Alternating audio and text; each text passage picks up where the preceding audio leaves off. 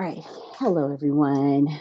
As promised, I'm going to give you some great, awesome content, emotional health, emotional clarity, and emotional intelligence this week. Um, and we'll have some speakers pop in as well and share their experiences as to how they've gained their own emotional intelligence. A lot of times we don't even know that that's what we're doing. We're just going through life and gaining some of these skills. But to really master them, they are a quadruple effect. So, just to get us started, I want to just tell you a little bit about who I am. So, I am Mia Juliana. I am a coach, health coach. I've done some life coaching and functional nutrition work as well. But the crux of my work really deals with emotional health, stress relief, and the ability to overcome anxiety, especially for professionals who are they are working professionals, career professionals, and they have families, they have children, and they are seeking that work-life balance. That is the crux of what I do and who I help, and what I want to share with you all in this group, as it is named Emotional Intelligence Stress Support Group for Stress and Anxiety. I want to bring to you those tips that we teach in our coaching sessions. So, the tips of emotional intelligence, the tips of how to face your stress, those stressors, those things that are coming at you on a regular basis, causing tension, causing you to react versus respond. And the same with anxiety, which causes us to react in that state of worry versus responding. So, in my group coaching sessions, I really work with people to figure out what type of strategies work for their unique situations. And I'm just going to bring you a tidbit of information here to help you be more familiar with what emotional intelligence even is, because a lot of people don't know. And for those of you who have come into the group and you've answered the membership questions, about 100% of the people that have answered that first question, what do you know about emotional intelligence? If you don't know anything, just say just getting started.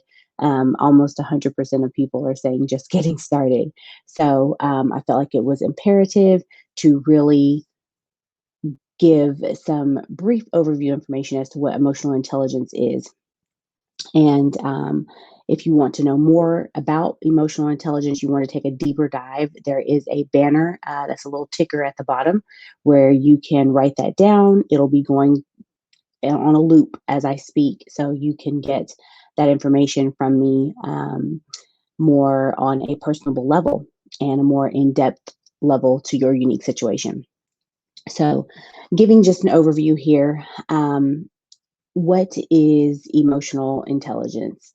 Emotional intelligence is simply just the ability to identify what your emotions are and the ability to manage them and to utilize them in a way that can help you be better.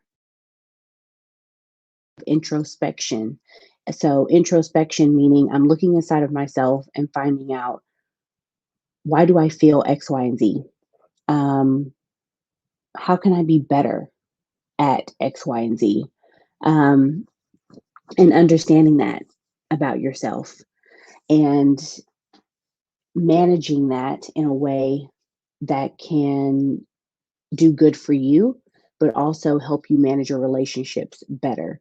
So, what I mean, for an example, like anger, um, if you can identify that this particular thing is making me angry, or right now I feel angry, then understanding what were those triggers that caused that.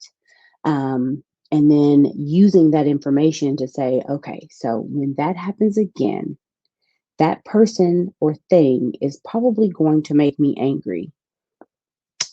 I need to figure out how to manage that anger, because just reacting is probably going to cause the fire to get bigger because I've just added fuel to it, right? So learning how to manage that and make it work towards your good is the goal of emotional intelligence. So you want to try to manage that anger, find out a different way to respond because now you know your trigger, you understand what caused you the anger. So now let's try to figure out what else we can do. Instead of getting angry, let's respond to that or let's face that particular trigger and say, you know what, this is not working for me, or let's find a better way to communicate, or let's find a better way to work on this together because I deal with professionals. So a lot of times these triggers can happen at work. Sometimes the triggers are happening at home and they're bringing it to work, or vice versa. So finding that balance is going to be huge for those people.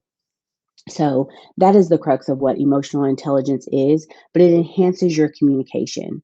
It allows for you to be better at communicating what you're feeling, to be better at communicating how to overcome your challenges. So it is a huge stress reliever because imagine if you know how to communicate better and you know how to overcome your challenges, a lot of those stress factors and stressors are squashed. So having these skills are imperative for a lot of people. They're imperative for those professionals that are in those high stress positions, those tight deadlines, people who are under a lot of managerial micromanaging, but not great leadership, and then have tight deadlines on top of that. That can just make you go crazy, right? So, um, finding out how to relieve stress with overcoming those challenges, being able to communicate better is a key factor. So, empathizing with others, once you finally get to the point where you can understand yourself better, then you can start to empathize with others better as you gain more emotional intelligence. So, in the end game, you can diffuse a lot of conflicts. And when you're diffusing those conflicts, then the stress has really, really been squashed because now you can go into situations at work or at home and you now know, okay, I have these triggers. I now realize how to communicate about those triggers, whether it's talking to myself, talking to the trigger, or talking to the feeling that I'm having. The trigger could be that somebody stole your project and put their name all over it. Talking to that person about that, that's going to be communicating with that trigger. The anger that you feel is, okay, I feel angry, I feel frustrated, I feel bamboozled. um, I need to figure out how to manage this situation. And once you are able to manage the situation, now you can diffuse the conflict and approach them in a way that is amicable, it's professional, um, but it's also intelligent because you're not coming from a place of rage or illogical thinking or, I'm going to get you type of mindset. You actually have a plan and a strategy as to how to approach those situations, right? So, but moving on and giving you a little bit more insight to what emotional intelligence is, the four key components to emotional intelligence are going to be being self aware. Um, and that goes back to knowing your emotions, knowing what's happening and when. And self management is going to be when you can determine, okay, I'm going to stay in this state of joy, or I'm going to figure out what made me angry and I'm going to go back to my state of joy. And that's where the self management comes into play. Now, being socially aware is going to be you stepping into that place of, okay, so there are 10 different people in this room, about eight different types of personalities. Um, I know that I work well with X, Y, and Z personalities, so I'm going to go and approach them first. Um, and I know that I might clash with this person over here, so let me avoid that situation. But also knowing that if a conversation happens with that person that you think you're going to clash with, you know how to converse with them. You know how to interact with them. If for some reason you're put on a team together at your job, then you know how best you all can go forward and succeed on that team project or that team building situation or whatnot, and not have a cold, off-putting presence about yourself because you are now more socially aware, more socially adept. So relationship management kind of goes hand in hand with being socially aware. But relationship management is for those relationships that mean the most to you, so loved ones. You're going to know how to better balance those once you put everything else into place. Um, you're going to know how to better balance that life with your work life. And in work, you're going to want to know how to better manage your relationships with your superiors and with your inferiors.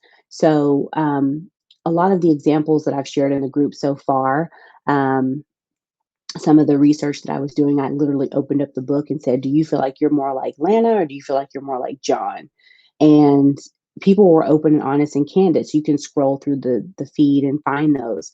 But they literally got to read kind of this is what the emotionally intelligent boss or team leader or manager does, and this is what the least emotionally intelligent boss, leader, or manager does. And you really get to see side by side kind of, oh, okay, so this person just kind of ramrodded their staff and told their staff what to do and how to do it. And I'm the leader, I'm the boss, I know the best. Versus this person over here was like, okay, yes, I'm the leader of the group, but as a team, let's come together and figure out X, Y, and Z and how we can best project forward.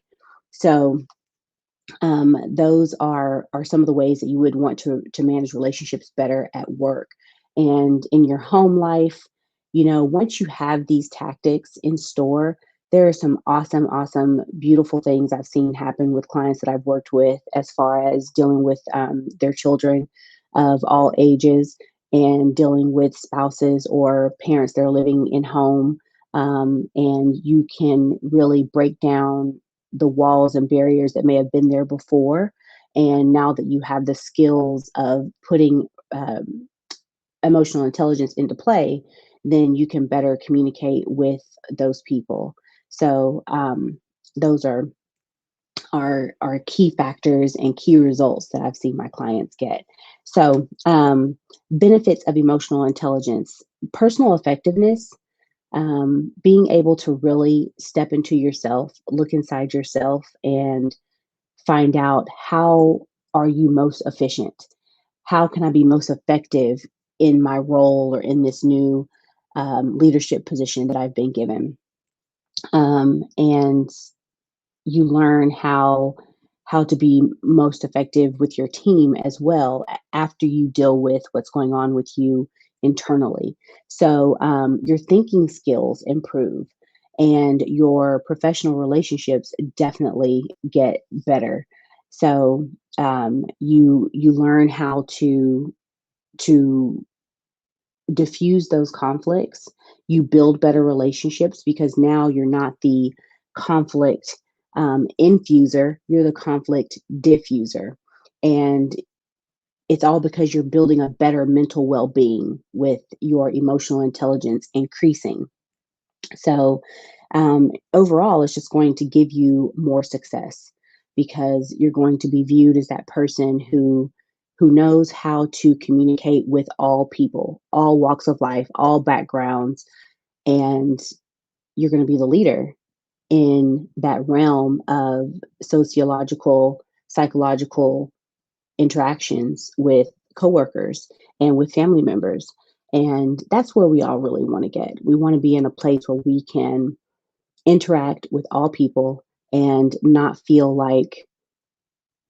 the tension and the stress of being triggered by someone else or triggering someone else, and learning how to deal with that anxiety and that worry and really squashing it and talking back to it like, look, I'm in control of my emotions and my feelings. I know what triggered the anxiety. I know how to deal with it now. And I'm going to overcome this by being more socially aware if it's a social situation, or looking inside of yourself and being more introspective as to how to move forward. So, those are the intro points to emotional intelligence. And again, if you would like to know more and you'd like to join me in a workshop, I will be hosting one of those here in the next couple of weeks, and you can get on board. And the website is down below. It's a ticker going across the bottom, so it is miajuliana.ck.page /products /emotional intelligence workshop. So one more time, that is miajuliana.ck.page /products emotional intelligence workshop. So I hope you have enjoyed this tidbit of information, and I will come back to you tomorrow with some more. All right, see you all in the group.